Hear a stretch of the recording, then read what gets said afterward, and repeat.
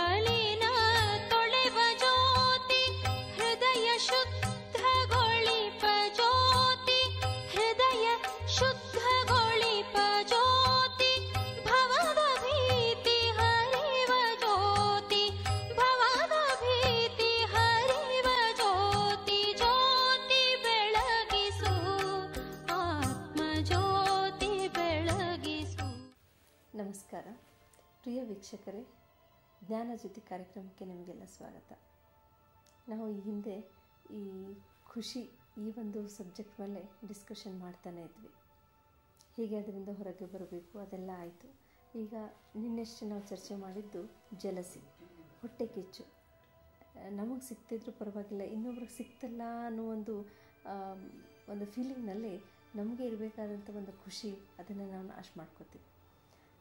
ಇನ್ನೂ ಇಂಥ ಒಂದಿಷ್ಟು ನೆಗೆಟಿವ್ ಫೀಲಿಂಗ್ಸ್ ಜೊತೆ ನಮ್ಮ ಖುಷಿ ಹೇಗೆ ನಾಶ ಆಗುತ್ತೆ ಅಥವಾ ಅದು ಯಾವ ಮಟ್ಟಿಗೆ ಅದು ಹೋಗ್ಬೋದು, ಇದ್ರ ಬಗ್ಗೆ ನಾವಿವತ್ತು ಚರ್ಚೆ ಇಟ್ಕೊಂಡಿದ್ದೀವಿ. ಅದ್ರ ಬಗ್ಗೆ ಮಾತಾಡಲಿಕ್ಕೆ ಮತ್ತೆ ನಮ್ಮ ಸ್ಟುಡಿಯೋನಲ್ಲಿ ಬಂದಿದ್ದಾರೆ ಬ್ರಹ್ಮಕುಮಾರಿ ಪ್ರತಿಭಾ ಅವರು. ಈಗ ನಿಮ್ಮೆಲ್ಲರ ಪರವಾಗಿ ಅವರಿಗೆ ಕಾರ್ಯಕ್ರಮಕ್ಕೆ ಸ್ವಾಗತ ಮಾಡಿಕೊಂಡು ಕಾರ್ಯಕ್ರಮನ ಮುಂದುವರಿಸೋಣ. ನಮಸ್ಕಾರ. ಓಂ ಶಾಂತಿ. ಈಗಾಗಲೇ ನಾನು ಪ್ರಶ್ನೆ ನಮ್ಮ ವೀಕ್ಷಕರ ಪರವಾಗಿ ನನ್ನ ಪರವಾಗಿ ಕೇಳಾಗಿದೆ.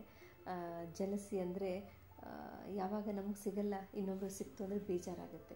ಅದೇ ಥರ ಈಗ ಇನ್ನೂ ಮನಸ್ಸಿನಲ್ಲಿ ಬಂದಂಥ ಪ್ರಶ್ನೆ ಅಂದರೆ ಎಲ್ಲ ಇದೆ ನಮ್ಮ ಹತ್ರ, ಒಳ್ಳೆ ಕೆಲಸ ಇದೆ, ಒಳ್ಳೆ ಫ್ಯಾಮಿಲಿ ಇದೆ, ಮಕ್ಕಳು ಚೆನ್ನಾಗಿದ್ದಾರೆ, ಏನು ಬೇಕು ಎಲ್ಲ ಅವಶ್ಯಕತೆ ನಮ್ಮ ಹತ್ರ ಇದೆ. ಆದರೂ ಈ ಖುಷಿಯಾಗಿರೋಕ್ಕೆ ಆಗ್ತಾಯಿಲ್ಲ. ಏನು ಕೇಳಿದ್ರು ಸಿಟ್ಟು ಬರುತ್ತೆ, ಬೇಜಾರಾಗುತ್ತೆ, ಏನೋ ಒಂದು ವಿ ಆರ್ ಲೂಸಿಂಗ್ ಸಮಥಿಂಗ್ ಅನ್ನೋ ಒಂದು ಭಾವನೆ. ಈ ಇರಿಟೇಬಿಲಿಟಿ ಅನ್ನೋ ಒಂದು ಇಶ್ಯೂ ಅಥವಾ ಒಂದು ಕಾರಣದಿಂದ ನಮ್ಗೆ ಇರೋ ಸುಖನ ನಾವು ಅನುಭವಿಸ್ಲಿಕ್ಕೆ ಸಾಧ್ಯ ಆಗ್ತಾಯಿಲ್ಲ.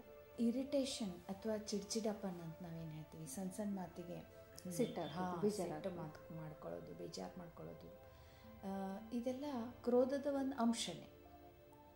ಕ್ರೋಧ ಇದು ಸಿಟ್ಟು ಬರೋದು ಅಥವಾ ಇರಿಟೇಷನ್ ಆಗೋದು ನಾನು ಯಾವ ರೀತಿ ಅಪೇಕ್ಷಿಸಿದ್ದೀನಿ ಆ ರೀತಿ ಕೆಲಸ ಆಗದೇ ಇದ್ದಾಗ ಮೋಸ್ಟ್ಲಿ ಇದಾಗುತ್ತೆ. ಮತ್ತು ಯಾವ ಟೈಮಲ್ಲಿ ನಾನು ಅಪೇಕ್ಷಿಸಿದ್ದೀನಿ ಆ ಟೈಮಲ್ಲಿ ಆಗದೇ ಇದ್ದಾಗ ಇದಾಗುತ್ತೆ. ಬಟ್ ಆದ್ರೂ ಈಗ ಸಿಟ್ಟು ಅಥವಾ ಈ ಚಿಡ್ಚಿಡಪ್ಪನ್ ಎಷ್ಟರ ಮಟ್ಟಿಗೆ ನಮಗೆ ಉಪಯೋಗ ಇದೆ ಅಂತ.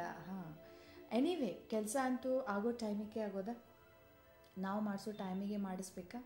ಮತ್ತು ಅದು ಆಗೋದಂತೂ ಸರಿ, ನಾವು ಹೇಳೋದು ಆಯಿತು, ಬಟ್ ಅದನ್ನೇ ನಾವು ಪ್ರೀತಿಯಿಂದ ಹೇಳಿದ್ರೆ ಹಾಗೆ ಆಗುತ್ತೆ ಅಲ್ಲಿ. But we R in loss. ನಾವು ಸಿಟ್ಟು ಮಾಡಿಕೊಂಡೇ ಹೇಳಬೇಕಪ್ಪ, ನಾವು ಚಿಡ್ಚಿಡಾಪನ್ ಮಾಡಿಕೊಂಡೇ ಹೇಳಬೇಕು ಅಂತ ನಾವು ಗುರಿ ಇಟ್ಟಿದ್ರೆ, ಅಥವಾ ನಾನು ಅದನ್ನೇ ಮಾಡ್ತೀನಿ ಅಂತ ಇದ್ದರೆ ಅದು ನನಗೆ ಬಿಡೋಕ್ಕಾಗಲ್ಲ, ಸಿಟ್ಟು ಸ್ವಾಭಾವಿಕ, ಸಿಟ್ಟು ಮಾಡಲೇಬೇಕ್ರಿ ಅಂತ ನಾವು ಇಟ್ಕೊಂಡ್ರೆ ದೇರ್ ಈಸ್ ಎ ಲಾಸ್. ಏನು ಲಾಸ್ ಆಗುತ್ತೆ ಅಂದರೆ, ಒಂದು ನಮ್ಮ ಸಂಬಂಧ ಕೆಡುತ್ತೆ. ಮೇನ್ ಮಕ್ಕಳ ಜೊತೆ ಇರ್ಬೋದು, ದೊಡ್ಡವ್ರ ಜೊತೆಗೆ ಇರ್ಬೋದು, ಅಥವಾ ನಾವು ವರ್ಕಿಂಗ್ ಪ್ಲೇಸಲ್ಲೇ ಇರ್ಬೋದು, ಒಂದು ಸಂಬಂಧ ಕೆಡುತ್ತೆ. ಸಂಬಂಧ ಕೆಡೋದ್ರಿಂದ ಮತ್ತು ಎರಡನೇ ಎಫೆಕ್ಟ್ ಏನಂತಂದರೆ, ಯಾವಾಗಲೂ ಈ ವ್ಯಕ್ತಿ ಸಿಟ್ಟು ಮಾಡ್ತಾನೆ ಇರ್ತಾನಪ್ಪ, ಸುಮ್ಮನೆ ಸಣ್ಣ ಸಣ್ಣ ಮಾತಿಗೆಲ್ಲ ಚಿಡಿ ಮಾಡ್ಕೊಳ್ತಾನೆ ಇರ್ತಾನಂತ ಅವ್ರು ನಮ್ಮ ಎದುರುಗಡೆ ಸುಳ್ಳು ಮಾತಾಡೋಕ್ಕೆ ಶುರು ಮಾಡ್ತಾರೆ. ಆ್ಯಕ್ಚುಲಿ ಸುಳ್ಳು ಕಲ್ತ್ಬಿಡ್ತಾರೆ ಅವರು. ಸತ್ಯವಾಗಿರೋದನ್ನು ನಮ್ಮ ಎದುರುಗಡೆ ಬಂದು ಎಕ್ಸ್ಪ್ರೆಸ್ ಮಾಡುವಂಥ ಪ್ರಯತ್ನನೇ ಮಾಡೋದಿಲ್ಲ ಅವರು. ಯಾಕಂದರೆ ಈಗ ಸತ್ಯ ಇದ್ದಂಗೆ ಹೇಳಿ ಇದ್ದಂಗೆ ತೋರಿಸಿ ನೋಡಿದ್ರು ಅವರು. ಅದು ನೋಡಿದಾಗ ರಿಸಲ್ಟ್ ಸರಿ ಬರಲಿಲ್ಲ. Means they are not rewarded.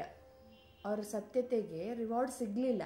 ಅದಕ್ಕಾಗಿ ನಾನು ಚಿಕ್ಕ ಮಾತುಗಳಿಗೆಲ್ಲ ಈ ಸಿಡಿಮಿಡಿ ಮಾಡ್ತಕ್ಕಂಥ ಸಂಸ್ಕಾರವನ್ನು ಇಟ್ಕೊಂಡ್ರೆ ಅಲ್ಟಿಮೇಟ್ಲಿ ನನಗೆ ಸಿಗ್ತಾ ಇರೋ ರಿಸಲ್ಟ್ ಏನಂತಂದರೆ ಮತ್ತೆ ಅಸತ್ಯತೆ ನನಗೂ ಸಿಗತ್ತೆ. ಮತ್ತು ನಾನು ನನ್ನ ಎದುರುಗಡೆ ಇರ್ತಕ್ಕಂಥ ವ್ಯಕ್ತಿಯನ್ನು ಅಸತ್ಯದ ಮಾರ್ಗದ ಕಡೆಗೆ ಬಟ್ಟು ಮಾಡಿ ತೋರಿಸ್ತಾಗೆ ನೀನು.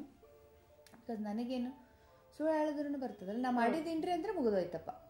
ಆಫೀಸಲ್ಲಿ ಅಥವಾ ನಿಮ್ಮ ಮಕ್ಕಳು ನಿಮಗೆ ನಾವು ಮಾಡಿದ್ದೀನಿ ಅಂತ ಹೋಮ್ವರ್ಕ್ ಅಂದರೆ ಮುಗೀತು. ಅಥವಾ ನಿಮ್ಮ ಮನೆಯವಳು ಆಯ್ತು ರೀ ನಾ ಮಾಡೀನಿ ಮೇಡಮ್, ಅದನ್ನೇ ನೀವು ನಾಳೆ ನಿಮ್ಮ ಕಣ್ಮುಚ್ಚಿನೂ ಅವಳು ಮಾಡ್ಬೋದು, ಅಥವಾ ಅವಳು ಮರೆತು ಅದನ್ನು ಬಿಡ್ಬೋದು.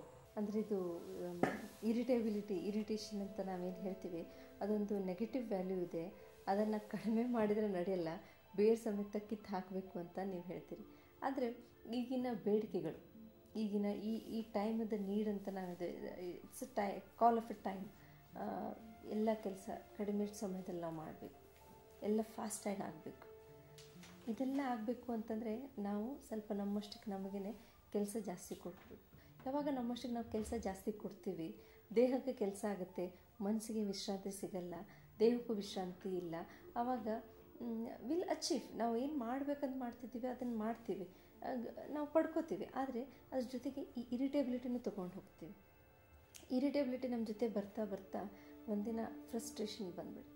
ಸಾಕಪ್ಪ ಈ ಜೀವನ, ಎಲ್ಲ ಬಿಟ್ಟು ಎಲ್ಲಾದರೂ ಒಂದಿನ ಹೋಗಿಬಿಡಬೇಕು, ಎಷ್ಟು ಮಾಡಿದರೂ ಈ ಜೀವನದಲ್ಲಿ ಸುಖ ಅನ್ನೋದೇ ಇಲ್ಲ, ನಾವು ಖುಷಿಯಾಗಿರೋಕ್ಕೆ ಸಾಧ್ಯ ಆಗ್ತಾನೇ ಇಲ್ಲ ಅಂತ ಭಾಳ ಜನ ಅನುಭವಿಸ್ತಿದ್ದಾರೆ. ಯಾವಾಗ ಸಿಟ್ಟು ಮಾಡ್ತಾ ಮಾಡ್ತಾ ಆ್ಯಕ್ಚುಲಿ ಚಿಡಿ ಆಗ್ತಾ ಎಲ್ಲಿಗೆ ಅದು ಬಂದು ನಿಲ್ಲುತ್ತೆ ಅಂತಂದರೆ, ನೀವು ಹೇಳಿದ್ರಲ್ಲ ಫ್ರಸ್ಟ್ರೇಷನ್ ಯಾಕಾಗ್ತದೆ ಅಂತಂದರೆ ಅಲ್ಲಿ ಈಗೋ ಬರುತ್ತೆ, ನನ್ನ ಮಾತು ಇವ್ರು ಕೇಳ್ತಾ ಇಲ್ಲ ಅನ್ನೋದು. ಫ್ರಸ್ಟ್ರೇಷನ್ ಅಂದರೆ ಒಂಥರ ಒಳಗೆ ಭಾವನೆಗಳು ತಿಕ್ಕಾಟದಲ್ಲಿ ಸಿಕ್ಕಾಕೊಂಡಿರೋದು ಮನಸ್ಸು.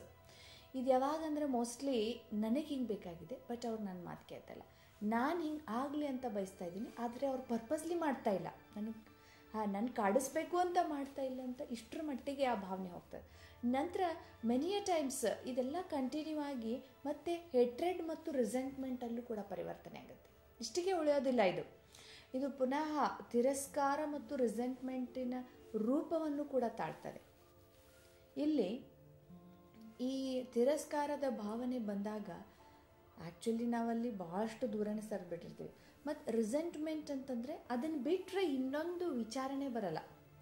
ಯಾವ ನೋವು ಅಥವಾ ಯಾವ ಒಂದು ದುಃಖವನ್ನು ನಾವು ಅನುಭವಿಸಿರ್ತೀವಿ, ಅಲ್ಲಿ ರೆಸೆಂಟ್ಮೆಂಟಲ್ಲಿ ಮೋಸ್ಟ್ಲಿ ನನ್ನನ್ನು ಬೇರೆ ಇಟ್ಟರು ಅಥವಾ I was deprived of some of my rights ಅನ್ನುವಂಥ ಭಾವನೆಯಲ್ಲಿ ಬರುತ್ತೋ ಅದಕ್ಕೆ ರಿಸೆಂಟ್ಮೆಂಟ್ ಅಂತ ಹೇಳಾಗುತ್ತೆ.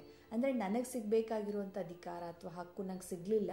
ಈಗ ರಿಸೆಂಟ್ಮೆಂಟ್ ಬರೋದು ಯಾವಾಗ ಅಂತಂದರೆ, ನನ್ನ ಎದುರುಗಡೆ ಇರ್ತಕ್ಕಂಥ ವ್ಯಕ್ತಿ ಅಧಿಕಾರದಲ್ಲಿದ್ದಾರೆ ಅಥವಾ ನನಗಿಂತ ದೊಡ್ಡವರಿದ್ದಾರೆ. ಅದಕ್ಕೆ ಈ ಒಂದು ಸಂದರ್ಭದಲ್ಲೂ ಕೂಡ ಈ ರೆಸೆಂಟ್ಮೆಂಟ್ ಅಂದರೆ ಆ್ಯಕ್ಚುಲಿ ಅದೊಂದು ಥರದ ನೋವು, ಬಟ್ ಅಬ್ಸೆಸಿವ್ ಕಂಪಲ್ಸಿವ್ ಥಿಂಕಿಂಗ್ ಆಗಿಬಿಡತ್ತೆ. ಅಂದರೆ ಆ ಒಂದು ನನಗೆ ಸಿಕ್ಕಿಲ್ವೋ ಅಥವಾ ನನ್ನನ್ನು ಇವ್ರು ದುರುಪಯೋಗ ಮಾಡಿಕೊಂಡ್ರು ಅಥವಾ ನನಗೆ ಕೊಡಬೇಕಾದದನ್ನು ಕೊಡಲಿಲ್ಲ ಅನ್ನೋದು ಎಷ್ಟರ ಮಟ್ಟಿಗೆ ಅದು ತಲೆಯಲ್ಲಿ ಸುತ್ತಾ ಇರ್ತದಂದರೆ, ಅದನ್ನು ಬಿಟ್ಟರೆ ಇನ್ನೊಂದು ಯಾವ ವಿಚಾರನೂ ಬರಲ್ಲ.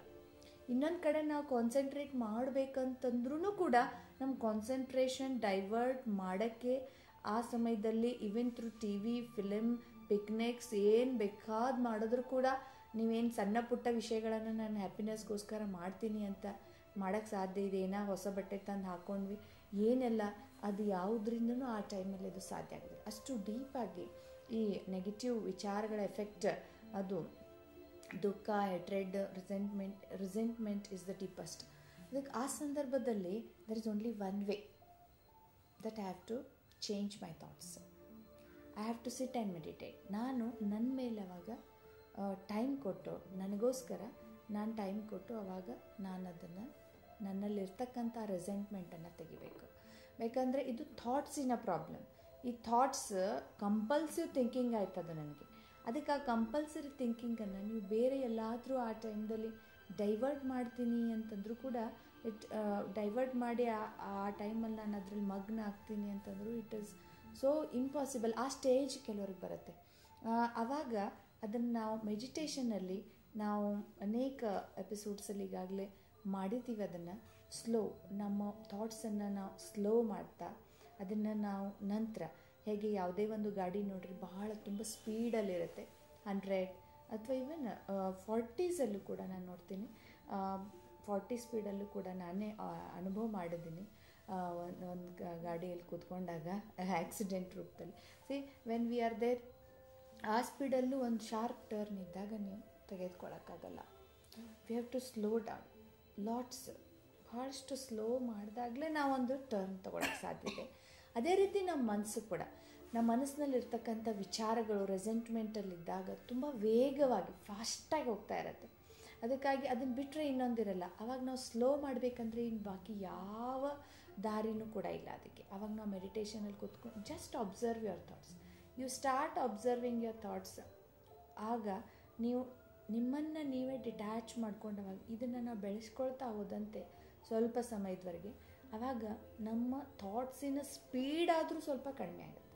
ಅಂದರೆ ಈ ನೆಗೆಟಿವ್ ಥಾಟ್ಸ್ ಆದಂಥ ಜೆಲಸಿ, ಇರಿಟೇಬಿಲಿಟಿ, ಇದ್ರ ಜೊತೆಗೆ ಬಂದಂಥ ಫ್ರಸ್ಟ್ರೇಷನ್, ಇದಕ್ಕಿಂತ ಆಳವಾಗಿರೋದು ರಿಸೆಂಟ್ಮೆಂಟ್ ಅಂತ ನೀವು ಹೇಳಿದಿರಿ. ಆದರೆ ಸಾಕಷ್ಟು ಜನ ಈಗೆಲ್ಲ ಕಾನ್ಷಿಯಸ್ ಆಗ್ತಾ ಇದ್ದಾರೆ. ನಾವು ಖುಷಿಯಾಗಿರಬೇಕು, ನಾವು ಸಂತೋಷದಿಂದ ಇರಬೇಕು, ಸಿಗೋ ಒಂದು ಜೀವನ ಚೆನ್ನಾಗಿ ಕಳಿಬೇಕು, ಈ ಥರ ಎಲ್ಲ ಭಾವನೆ ಇದ್ದವರು ಖುಷಿಯಾಗಿರೋದಕ್ಕೆ ಏನೆಲ್ಲ ಪ್ರಯತ್ನ ಮಾಡ್ತಾರೆ. ಗೊತ್ತಾಗಿದೆ ಈ ಹೊತ್ತಿಗೆ ಇಷ್ಟೊಂದು ನಾವು ಡಿಸ್ಕಷನ್ ಮಾಡಿದಾಗ the happiness is not associated with the object, with the person, ಇದೆಲ್ಲ ನಾವು ಅರ್ಥಕೊಂಡ್ವಿ. ಇದಾದಮೇಲೂ ಕೂಡ ನಾವು ಖುಷಿಯಿಂದ ಇರಬೇಕು ಅಂತ ಎಷ್ಟೇ ಪ್ರಯತ್ನ ಮಾಡಿದರೂ ಕೂಡ ಏನೂ ಕಾರಣ ಇಲ್ಲ, ಏನೂ ಬೇಡವಾದ ಘಟನೆ ನಮ್ಮ ಜೊತೆ ನಡೆದಿಲ್ಲ, ನಮ್ಗೆ ಬೇಕು ಅಂದದ್ದು ನಮ್ಮ ಕಡೆ ಇಲ್ಲ ಅನ್ನೋ ಪ್ರಶ್ನೆಯೂ ಇಲ್ಲ. ಆದರೂ ಕೂಡ ಖುಷಿಯ ಅನುಭವ ಮಾಡ್ಕೊಳ್ಳಿಕ್ಕೆ ನಮ್ಮ ಕಡೆಯಿಂದ ಆಗ್ತಾ ಇಲ್ಲ. ಎಲ್ಲ ಇದೆ, there is no anything negative which is drawing our happiness. ಆದರೂ ಕೂಡ ಆ ಖುಷಿ ಅನುಭವ ನಮ್ಗೆ ಆಗ್ತಾನೆ ಇಲ್ಲ. When there is I need some disturbance to make me unhappy, I need something to make me happy also. ಇಲ್ಲಿವರೆಗೆ ನಾವು ಎಕ್ಸ್ಟರ್ನಲ್ ಥಿಂಗ್ಸ್ ಅಂತ ತಿಳ್ಕೊಂಡಿದ್ವಿ, ವಸ್ತು ವೈಭವ ಹೊರಗಡೆಯಿಂದ ತೊಗೊಂಡಿದ್ವಿ. ಬಟ್ ಇದು ಯಾವುದೂ ಇಲ್ಲ, ಇದನ್ನು ಕೂಡ ನಾವು ಅಲ್ಲಪ್ಪ ಅಂತ ತಿಳ್ಕೊಂಡ್ರೂ ಕೂಡ ಇನ್ನೂ ಏನೋ ಇದೆ ನಾವು ಹ್ಯಾಪಿ ಆಗಬೇಕಾದ್ರೆ. That is to know my own self. ನಾನು ಯಾರು? ಈಗ ಇನ್ನರ್ ಫೋಕಸ್ ನಾವು ಮಾಡಲೇಬೇಕು. ನಾನು ಸುಮ್ಮನೆ ಕೂತ್ಕೊಂಡಿದ್ದೀನಿ, ಎಕ್ಸ್ಟರ್ನಲ್ ಫೋಕಸ್ ಬಿಟ್ಬಿಟ್ಟೆ, ಆಯಿತು ಇದರಲ್ಲಿಲ್ಲ ಎಲ್ಲ ಇದ್ರೂ ಕೂಡ ಟೆಂಪ್ರವರಿ. ಬಟ್ ತೆಗೆದ್ರಿ, ಆದರೆ ತೆಗೆದ್ಮೇಲೆ ಹಾಕಬೇಕಲ್ಲ, ನಾವೇನಾದರೂ ಹಾಕಬೇಕಾಗಿದೆ, ಏನಾದರೂ ಅಂತಲ್ಲ, ಬಟ್ ದ ಟ್ರೂ ಐಡೆಂಟಿಟಿ, ಸತ್ಯ ಏನಿದೆಯೋ ಆ ಸತ್ಯದ ಅರಿವನ್ನು ನಾನು ಮಾಡಿಕೊಂಡು ನಾನು ಆ ಸ್ಥಿತಿಯಲ್ಲಿ ಸ್ಥಿತ ಆದಮೇಲೆ ಆ ಖುಷಿಯ ಉತ್ಪತ್ತಿ ಆಗೋದು. ಯಾಕಂದರೆ ಖುಷಿ ಯಾವುದರಿಂದ ಸಿಗ್ತಾ ಇದೆ ಅದನ್ನು ನಾನು ಈಗ ನೆಡಬೇಕಾಗಿದೆ. ಸೊ ಈಗ ನಮ್ಮ ನೆಕ್ಸ್ಟ್ ಸ್ಟೆಪ್ ಏನು ಅಂತಂದರೆ, ಈಗ ನಾವು ಮೆಡಿಟೇಷನ್ ಕಡೆಗೆ ತುಂಬ ಸಮಯದಿಂದ ತಾವೆಲ್ಲ ಮೆಡಿಟೇಷನ್ ಅಂತ ಈ ಶಬ್ದ ಕೇಳ್ತಾ ಬಂದಿದ್ದೀರಿ. ಹಾಗೆ ಮೆಡಿಟೇಷನ್ ಅಂತಂದರೆ ಏನು, ಮೆಡಿಟೇಷನ್ ನಾವು ಯಾವ ರೀತಿ ಮಾಡಬೇಕು ಅನ್ನೋದನ್ನು ಈಗ ನಾವು ತಿಳ್ಕೊಳ್ಬೇಕಾಗಿದೆ. ಅಂದರೆ ನಾವು ಖುಷಿಯಾಗಿರಬೇಕು ಅಂತಂದರೆ ಫಸ್ಟ್ ನಮ್ಮನ್ನು ನಾವು ಅರ್ಥಕೋಬೇಕು. ನಾನು ಯಾರು, ನನ್ನ ಐಡೆಂಟಿಟಿನ ನಾನು ತಿಳ್ಕೊಬೇಕು. ಸೊ ಇದಕ್ಕೆ ತಿಳ್ಕೊಳ್ಳೋದಕ್ಕೆ ಒಂದು ದಾರಿ ಅಂದರೆ ಮೆಡಿಟೇಷನ್ ಅಂತ ನೀವು ಹೇಳ್ತಿದ್ರಿ. ನಾನು ಸುಮಾರು ಒಂದು 2-2.5 ತಿಂಗಳಿಂದ ಮೆಡಿಟೇಷನ್ ಪ್ರಾಕ್ಟೀಸ್ ಮಾಡ್ತಾನೆ ಇದ್ದೀನಿ. ಮೆಡಿಟೇಷನಲ್ಲೂ ಎಷ್ಟು ವೆರೈಟೀಸ್ ಇದೆ, I don't have any idea about it. ಆದರೆ ನಾನು ಮಾಡೋ ಮೆಡಿಟೇಷನ್ ಯಾವ ಥರ ಅಂದರೆ, ರಿಲ್ಯಾಕ್ಸಾಗಿ ಕೂತ್ಕೊಳ್ಳೋದು, ಕಣ್ಣು ಮುಚ್ಕೊಳ್ಳೋದು, ಕೈಯೆಲ್ಲ ಫೋಲ್ಡ್ ಮಾಡೋದು, ಬ್ರೆತ್ ಮೇಲೆ ಕಾನ್ಸಂಟ್ರೇಟ್ ಮಾಡೋದು, ಜಸ್ಟ್ ಹಾಲ್ಟ್ ಯುವರ್ ಥಾಟ್ಸ್, ಆಮೇಲೆ ಬ್ರೀದಿಂಗ್ ಮೇಲೆ ನಾವು ಕಾನ್ಸಂಟ್ರೇಷನ್ ಮಾಡೋದು. ಸೊ ಈ ಥರ ಕಾನ್ಸಂಟ್ರೇಷನ್ ಮಾಡಿದಾಗ ತುಂಬಾ ಚೇಂಜಸ್ನ ಅನುಭವ ಮಾಡಿಕೊಂಡಿದ್ದೇನೆ. ಇನ್ನು ಏನು ಇದರಲ್ಲಿ ನಾವು ಚೇಂಜಸ್ ಮಾಡ್ಕೊಳ್ಳಿಕ್ಕೆ ಸಾಧ್ಯ ಇದೆ, ಅಥವಾ ವೆರೈಟೀಸ್ ಏನಿದೆ? ಈಗ ಪ್ರಪಂಚದಲ್ಲಿ ಕೆಲವು ಮುಖ್ಯ ಥರದ ಮೆಡಿಟೇಷನ್ಗಳನ್ನು ಮಾಡ್ತಾರೆ. ಹೇಗೆ ನೀವು ಬ್ರೆತ್ ಮೇಲೆ ಕಾನ್ಸಂಟ್ರೇಷನ್ ಮಾಡೋದು, ಅದಕ್ಕೆ ಪ್ರಾಣಾಯಾಮ ಅಂತಲೂ ಹೆಸರಿದೆ. ಅದರ ಜೊತೆಗೆ ಯಮ ನಿಯಮ ಅಂತ ಇದೆ, ಹಾಗೆ ಜಪ ಮೆಡಿಟೇಷನ್ ಅಂತಿದೆ, ಮಂತ್ರ ಮೆಡಿಟೇಷನ್ ಅಂತಿದೆ. ಹೀಗೆ ಅನೇಕ ಪ್ರಕಾರದ ಮೆಡಿಟೇಷನ್ಗಳಿದೆ. ಈ ಕೆಲವೊಂದು ಜಪ ಮೆಡಿಟೇಷನಲ್ಲಿ ಒಂದು ವಿಶೇಷವಾಗಿ ನಾವು ಒಂದು ಮನಸ್ಸಲ್ಲಿ ಒಂದು ಇದನ್ನು ಇಟ್ಕೊಂಡು ನಾವು ಆ ಬೀಡ್ಸನ್ನು ಅಥವಾ ಇದನ್ನು ತಿರುಗಿಸ್ತಾ ಇರ್ತೀವಿ. ಅಲ್ಲಿನೂ ನಾವು ಎಲ್ಲಿವರೆಗೆ ಆ ಒಂದು ವಿಶೇಷ ಮಂತ್ರವನ್ನು ಮನಸ್ಸಲ್ಲೇ, ಬಾಯಿಂದ ಏನೂ ಅನ್ಲಾರ್ದೇನೆ ನಾವು ಎಷ್ಟೊತ್ತವರೆಗೆ ಅದರ ಮನಸ್ಸಲ್ಲಿ ಅದನ್ನು ತಿರುಗಿಸ್ತಾ ಇರ್ತೀವಿ, ಅಷ್ಟೊತ್ತು ನಮ್ಮ ಮನಸ್ಸು ಪ್ಯೂರ್ ಇರುತ್ತೆ, ಕಾಮ್ ಆ್ಯಂಡ್ ಸ್ಟೇಬಲ್ ಇರುತ್ತೆ ಅನ್ನೋವಂಥ ಅನುಭವ ಅನೇಕರಿಗೆ. ಅದೇ ರೀತಿ ಮಂತ್ರ ಮೆಡಿಟೇಷನಲ್ಲಿ ಓಂ ನಮಃ ಶಿವಾಯನೋ ಅಥವಾ ಇನ್ಯಾವುದೋ ಹರೇ ರಾಮ ಹರೇ ಕೃಷ್ಣ ಅನೇಕ ಶಬ್ದಗಳನ್ನು ಯೂಸ್ ಮಾಡ್ತಾ ಜನ ಅದನ್ನು ಜಪ ಮಾಡ್ತಾರೆ, ಆ ಒಂದು ಹೋಲಿ ಮಂತ್ರವನ್ನು ಅಂತ ಹೇಳ್ತಾ. ಅಂದರೆ ಅಲ್ಲಿವರೆಗೂ ನಾವು ಅದನ್ನಂತ ಇರೋವರೆಗೂ ನಮ್ಮ ಮನಸ್ಸಲ್ಲಿ ಯಾವುದೇ ಥರದ ಕೆಟ್ಟ ವಿಚಾರಗಳು ಬರಲ್ಲ ಅಂತ. ಮತ್ತು ನೀವು ಕೂಡ ಬ್ರೆತ್ ಹೋಲ್ಡ್ ಮಾಡ್ತಕ್ಕಂಥ ಅಥವಾ ಬ್ರೆತ್ತಿನ ಮೇಲೆ ಕಾನ್ಸಂಟ್ರೇಷನ್ ಮಾಡ್ತಕ್ಕಂಥ ಮೆಡಿಟೇಷನನ್ನು ಮಾಡ್ತಾಯಿದ್ರಿ. ಹೀಗೆ ಯಮ ನಿಯಮ ಅಂತಲೂ ಕೂಡ ಒಂದಿದೆ. ಯಮ ನಿಯಮ ಅಂತಂದರೆ ನಮ್ಮ ಪ್ರತಿನಿತ್ಯ ಜೀವನದಲ್ಲಿ ನಾವು ಜೀವನಕ್ಕಾಗಿ ಕೆಲವೊಂದು ನಿಯಮಗಳನ್ನು ನಾವು ಹಾಕ್ಕೊಂಡಾಗ ಇನ್ನೂ ವಿಸ್ತಾರವಾಗಿ ಬರುತ್ತೆ, ಬಟ್ ನಾನು ಶಾರ್ಟಾಗಿ ಹೇಳ್ತಾ ಇದ್ದೀನಿ. ಆ ಜೀವನಕ್ಕಾಗಿ ಕೆಲವೊಂದು ನಿಯಮಗಳನ್ನು ನಾವು ಹಾಕ್ಕೊಂಡಾಗ ಅದು ಆವಾಗಲೂ ನಮ್ಮ ಅಥವಾ ಮೆಡಿಟೇಷನ್ಗಾಗೇ ಬೇಕಾಗಿರ್ತಕ್ಕಂಥ ಒಬ್ಬ ಯೋಗಿಗೆ ಬೇಕಾಗಿರ್ತಕ್ಕಂತಹ ಅಥವಾ ಸಾಮಾನ್ಯ ಮನುಷ್ಯನಿಗೂ ಬೇಕಾಗಿರುವಂಥ ಕೆಲವು ನಿಯಮಗಳನ್ನು ಹಾಕ್ಕೊಂಡಾಗಲೂ it is very helpful to concentrate our mind ಅಂತ. ಬಟ್ ಇಲ್ಲಿ ನಾವು ಹೇಳ್ಕೊಡ್ತಾ ಇರುವಂಥ ಯೋಗ ಇದು ರಾಜಯೋಗ ಆಗಿದೆ. ಅಂದರೆ ರಾಜಯೋಗ ಅಂತಂದರೆ ಹೆಸರನ್ನೇ ಸೂಚಿಸ್ತಾ ಇದೆ, ರಾಜ ಯೋಗ ಅಂದರೆ ಎಲ್ಲ ಯೋಗಗಳ ರಾಜ ಅಂತ. ಅಂದರೆ ಎಲ್ಲ ನಾವು ಇಲ್ಲಿವರೆಗೆ ಯೋಗಗಳನ್ನು ಕೇಳಿದ್ವಿ ಅಥವಾ ನಾವಿಲ್ಲಿ ಹೇಳದೇ ಇದ್ರೂ ಕೂಡ ಉಳಿದಂಥ ಎಲ್ಲ ಯೋಗಗಳಲ್ಲಿ ನಮಗೇನು ಲಾಭ ಆಗ್ತದೋ ಆ ಎಲ್ಲ ಲಾಭ ಒಂದೇ ಯೋಗದಲ್ಲಿ ನಮಗಾಗತ್ತೆ. Even more than that Rajyoga. ಅದಕ್ಕೆ ರಾಜ ಪ್ಲಸ್ ಯೋಗ. ರಾಜ ಈ ಶಬ್ದದ ಅರ್ಥ ಅಂದರು ಕಿಂಗ್ ಅಂತ, ರಾಜ ಸುಪ್ರೀಂ ಸುಪೀರಿಯರ್, ಮತ್ತು ನನ್ನ ಮೇಲೆ ಅಥವಾ ಆಳುವಂಥವನು ದ ರೂಲರ್ ಅಂತ. ಇನ್ನು ಯೋಗ ಅಂತಂದರೆ ಯೋಗ ಈ ಶಬ್ದದ ಅರ್ಥ ಆಗಿದೆ ಕನೆಕ್ಷನ್, ಕಮ್ಯುನಿಕೇಷನ್, ಸಂಬಂಧ, ಪ್ರೀತಿ ಅಂತ. ಈ ಒಂದು ರಾಜ ಮತ್ತು ಯೋಗ ಅಂದರೆ ಇಲ್ಲಿವರೆಗೂ we had connections, we had communication ಇತ್ತು ನಮಗೆ, ಇಲ್ಲ ಅಂತಿಲ್ಲ. ಒಂದಿಲ್ಲ ಒಂದನ್ನು ನಾವು ನೆನ್ಪು ಮಾಡ್ತಾನೇ ಇದ್ದೀವಿ, ಒಬ್ಬರಿಲ್ಲ ಒಬ್ಬರನ್ನ ನಾವು ನೆನ್ಪು ಮಾಡ್ತಾನೇ ಇದ್ದೀವಿ. ಬಟ್ ಆ ಕನೆಕ್ಷನ್ ಇದ್ದಾಗಲೂ, ಆ ಪ್ರೀತಿ ಆ ಸಂಬಂಧ ಇದ್ದಾಗಲೂ ಕೂಡ ನಾವು ರಾಜರಾಗಿಲ್ಲ. Means we couldn't rule our self. But ಆ ಕನೆಕ್ಷನ್ ಆ ಕಮ್ಯುನಿಕೇಷನ್ ನಮಗೆ ಎಲ್ಲೋ ಒಂದು ಕಡೆ ಮತ್ತೆ ಮನಸ್ಸನ್ನು ಮೋಹದಲ್ಲೋ ಯಾವುದೋ ಸೆಳೆತದಲ್ಲೋ ಅಥವಾ ಲೋಭದಲ್ಲೋ ಇನ್ನೂ ಬೇಕು ಬೇಕು ಅನ್ನೋಂಥದ್ರಲ್ಲಿ ಇನ್ನೂ ಎಳೀತದೆ ಹೊರತಾಗಿ ನಮ್ಮನ್ನು ರಾಜ ಮಾಡಲಿಲ್ಲ, ಅಂದರೆ ಕಿಂಗ್ ಮಾಡಲಿಲ್ಲ, ರೂಲರ್ ಮಾಡಲಿಲ್ಲ. ಅದಕ್ಕೆ ಹಾಗಾದರೆ ನಾವು ಈ ವಸ್ತು ವೈಭವ ವ್ಯಕ್ತಿಗಳ ಜೊತೆಗೆ ನಮ್ಮದೇನು ಯೋಗ ಇದೆ, ಯೋಗ ಅಂದರೆ ನೆನಪು ಸಂಬಂಧ, ಅದನ್ನು ನಾವು ತೆಗೆದು ಮತ್ತಿನ್ನು ಯಾವುದರದ ಜೊತೆಗೆ ಜೋಡಿಸಿದಾಗ, ಯಾರ ಜೊತೆಗೆ ಅಥವಾ ಯಾವುದರ ಜೊತೆಗೆ ಜೋಡಿಸಿದಾಗ ನಾವು ರಾಜಯೋಗಿಗಳಾಗ್ತೀವಿ ಅಂತ. ಹಾಗೆ ನಾವು ಯೋಗಿಗಳದ್ದೀವಿ, ಎಲ್ಲರೂ ಒಂದಿಲ್ಲ ಒಂದು ಥರದ ನೆನಪುಗಳನ್ನು ಮಾಡ್ತಾ ಇರ್ತೀವಿ, ಕನೆಕ್ಟೆಡ್ ಇದ್ದೀವಿ ನಮ್ಮ ಕೆಲಸಗಳಿಗೆ. ರಾಜಯೋಗಿ ನಾವಾಗಬೇಕಂದ್ರೆ ಆತ್ಮ ಪರಮಾತ್ಮನ ಜೊತೆಗೆ ಕನೆಕ್ಷನ್ ಮಾಡ್ಕೋಬೇಕು. ಮೊದಲನೇದಾಗಿ ನಾನು ಯಾರಂತ ಅರ್ಥಕೋಬೇಕು, ಎರಡನೇದಾಗಿ ಪರಮಾತ್ಮ ಯಾರು ಅಂತ. ಈಗ ನೋಡ್ರಿ, ಯೋಗ ಅಂತಂದರೆ ಕನೆಕ್ಷನ್ ಅಂತ ಹೇಳ್ದ. ಫಾರ್ ಎಕ್ಸಾಂಪಲ್, ಈಗ ಕರೆಂಟ್ ಬರಬೇಕು ಅಂತಂದರೆ 2 ವಯರ್ಗಳನ್ನು ನಾವು ಜೋಡಿಸ್ಬೇಕಾಗತ್ತೆ.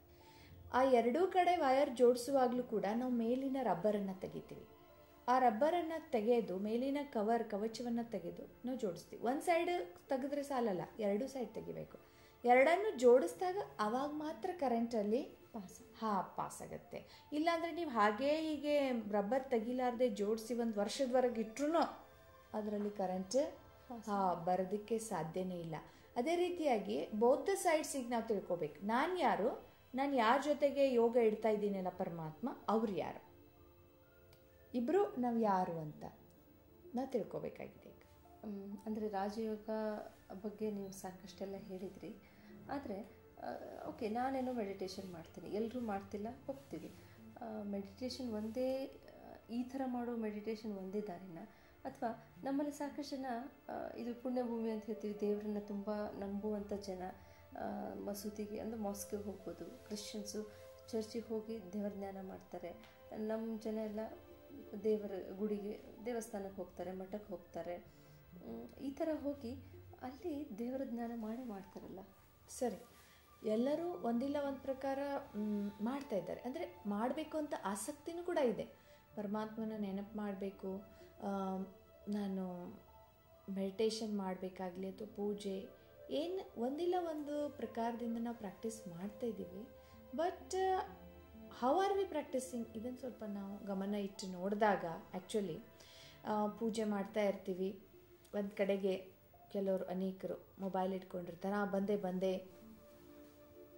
ಅಂತ ನಡೀತಾ ಇರುತ್ತೆ. ಕುಕ್ಕರ್ ನಡೀತಾ ಇರುತ್ತೆ, ಸ್ಟೋವ್ ಮೇಲೆ ಏನೋ ಇಟ್ಟಿದ್ದೀನಿ, ಅದನ್ನು ಹೋಗಿ ನಾ ಆರಿಸ್ಬರ್ಬೇಕು, ಆ ಕಡೆ ವಿಚಾರ, ಮಕ್ಕಳೆಲ್ಲೋ ಓಡೋಟ್ರು, ಅದು ಎಲ್ಲೋ ಹೋಯ್ತು, ಇದೆಲ್ಲೋ ಬಿತ್ತು, ಈ ಥರ ಅನೇಕ ವಿಚಾರಗಳು. ಇನ್ನು ಗುಡಿಗೂ ಕೂಡ ಓಕೆ, ಈಗ ಕೆಲವರು ಶ್ರದ್ಧೆಯಿಂದನೇ ಮಾಡ್ತಾ ಇದ್ದಾರಂತ ಇಟ್ಕೊಳ್ರಪ್ಪ. ಕೆಲವು ಸಾರಿ sometimes it may happen, not always, ಇದು ನಾನು ಹೇಳಿರೋ ಎಕ್ಸ್ಪ್ರೆಷನ್. ಬಟ್ ಸಮ್ಟೈಮ್ಸ್ ನಾವು ಮಾಡ್ತಾ ಇದ್ರೂ ಕೂಡ ನಾವು ಏನು ಉದ್ದೇಶ ಇಟ್ಕೊಂಡಿದ್ದೀವಂತ, ದಟ್ ಆಲ್ಸೋ ಕೌಂಟ್ಸ್.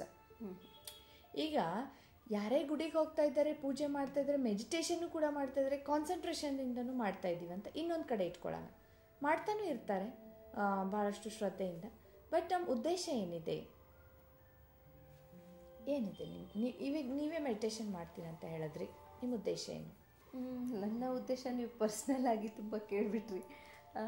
ನನ್ನ ಉದ್ದೇಶ ನಾನು ತುಂಬ ಸಂತೋಷದಿಂದ ಇರಬೇಕು, ನಾನು ಏನು ಅನ್ಕೋತೀನಿ ಅದನ್ನ ಸಕ್ಸಸ್ಫುಲ್ ಆಗಿ ನಾನು ಪಡ್ಕೋಬೇಕು, ದ್ಯಾಟ್ಸ್ ಇನಫ್. ಹಾಂ, ಬಟ್ ನೋಡಿ, ಹೀಗೆ ಎಲ್ಲರದ್ದು ಉದ್ದೇಶ ಏನಿರುತ್ತೆ ಅಂದರೆ ನನಗೆ ಮಕ್ಕಳು ಸಿಗಲಿ, ನೌಕರಿ ಸಿಗಲಿ, ನಂಗೆ ಜಾಬ್ ಸಿಗಲಿ, ಅಥವಾ ನಾನು ಎಕ್ಸಾಮಲ್ಲಿ ಪಾಸ್ ಆಗಲಿ, ಅಥವಾ ನನ್ನ ಮನೆ ನನ್ನ ಸ್ವಂತ ಮನೆ ಆಗಲಿ, ಅಥವಾ ನಾನು ಇಂಥ ಜಾಬ್ ಸೇರ್ಕೊಳ್ಬೇಕು, ಇದೇ ಥರ. ಅಂದರೆ ಎವ್ರಿಬಡಿ ಇಸ್ ಗೋಯಿಂಗ್, ಅಥವಾ ಸ್ವಲ್ಪ ನನಗೆ ಶಾಂತಿ ಸಿಗಲಿ, ಖುಷಿ ಸಿಗಲಿ, ಆನಂದ ಸಿಗಲಿ. ಬಟ್ ಇಲ್ಲಿ ನಾವು ಸ್ವಲ್ಪ ಥಿಂಕ್ ಮಾಡಿದಾಗ ನೋಡಿ, ನಾವಿದೆಲ್ಲ ಸಿಗಲಿ, ಪಡ್ಕೊಳ್ಬೇಕು ಅಂತಲೇ ಇದ್ದೀವಿ. But nobody is going and doing for personal improvement. ನಾನು ಸುಧಾರಿಸ್ಬೇಕು, ನಾನು ಇಂಪ್ರೂವ್ ಆಗಬೇಕು, ನಾನು ಚೇಂಜ್ ಆಗಬೇಕು. ನನ್ನ ವ್ಯಕ್ತಿತ್ವದಲ್ಲಿ ಇರ್ತಕ್ಕಂಥ ಕುಂದುಕೊರತೆಗಳನ್ನು ನಾನು ಕಂಪ್ಲೀಟ್ಲಿ ತೆಗೆದುಹಾಕಿ ನಾನು ಹೊಸ ವ್ಯಕ್ತಿ ಆಗಬೇಕು ಅನ್ನೋ ಭಾವ. ಈಗ ನನ್ನ ವಿಷಯನಲ್ಲೇ ತಗೊಳ್ಳೋಣ. ನಾನು ಖುಷಿಯಾಗಿರ್ಬೇಕು, ಇದು ನನ್ನಲ್ಲಿ ಬರಬೇಕಾದಂಥ ಒಂದು ಪರಿವರ್ತನೆಯನ್ನೇ ಅಲ್ವಾ? ಅದೇ, ಈಗ ನೀವು ಖುಷಿಯಾಗಿರ್ಬೇಕು ಅನ್ನೋದ್ರ ಜೊತೆಗೆ ನೀವು ಮುಂದೆ ಇನ್ನು ಸಾಕಷ್ಟಿದೆ ಜೋಡಿಸಿದ್ರಲ್ಲ, ನನಗೆ ಇದು ಸಿಗ್ಲಿ, ಅದು ಸಿಗ್ಲಿ, ಅದು ಸಿಕ್ಕರೇನೆ ನಾನು ಖುಷಿ ಇರೋದು ಅಂತ ಆಕ್ಚುಲಿ ಅದೇ ನಾನು ಹೇಳಕ್ಕೆ ಪ್ರಯತ್ನ ಮಾಡ್ತಿದ್ದೆ. ಮೀನ್ಸ್ ಮತ್ತು ಅಗೇನ್ ನಾವು ಮೆಟೀರಿಯಲಿಸ್ಟಿಕ್ ವೇದಲ್ಲಿ ಮಾಡ್ತಾ ಇದ್ದೀವಿ ಇದನ್ನು ಕೂಡ ಅಂತ, ಮೆಡಿಟೇಷನ್ ಅನ್ನು ಕೂಡ ಅಥವಾ ಪೂಜೆ ಪುನಸ್ಕಾರನು ಕೂಡ. So we have to take it in a right way.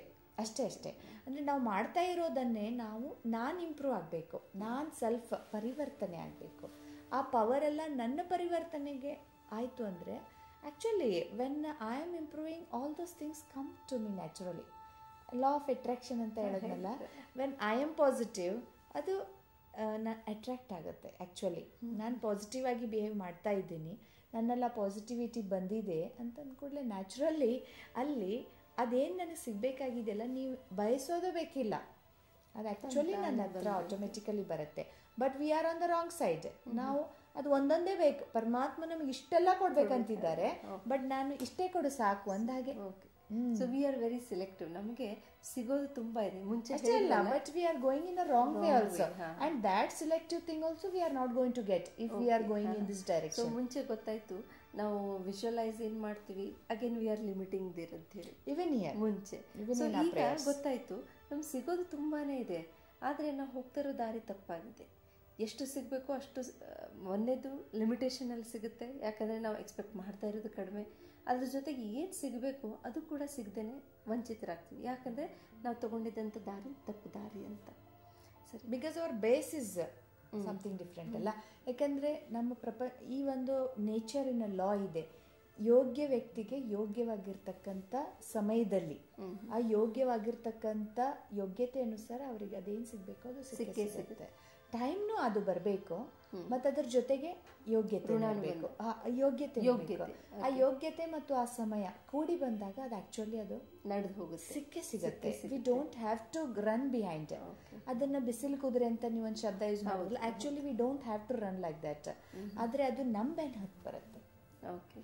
So ಯಾವಾಗ ನಾವು ಸರಿ ದಾರಿಯಿಂದ ಒಂದು ಸರಿಯಾದ ರೀತಿಯಲ್ಲಿ ನಾವು ಮೆಡಿಟೇಷನ್ ಮಾಡಿದರೆ ಅಲ್ಲಿ ಮಟೀರಿಯಲಿಸ್ಟಿಕ್ ಆಗಿ ನಾವು ಆಸೆ ಪಡೆದೇ ಒಂದು ಒಳ್ಳೆಯ ಜ್ಞಾನಿ ಆದರೆ ನಮಗೇನು ಸಿಗಬೇಕು ಅದು ಸರಿಯಾದ ಸಮಯಕ್ಕೆ ಅದು ಸಿಕ್ಕೇ ಸಿಗುತ್ತೆ, ಸರಿಯಾದ ರೀತಿಯಲ್ಲಿ ಸರಿಯಾದ ಕ್ವಾಂಟಿಟಿನಲ್ಲಿ ಅದು ನಮ್ಮ ಹತ್ರ ಬಂದೇ ಬರುತ್ತೆ ಅಂತ ಎಂಥ ಒಳ್ಳೆಯ ವಿಚಾರ ಹೇಳಿದ್ರಿ.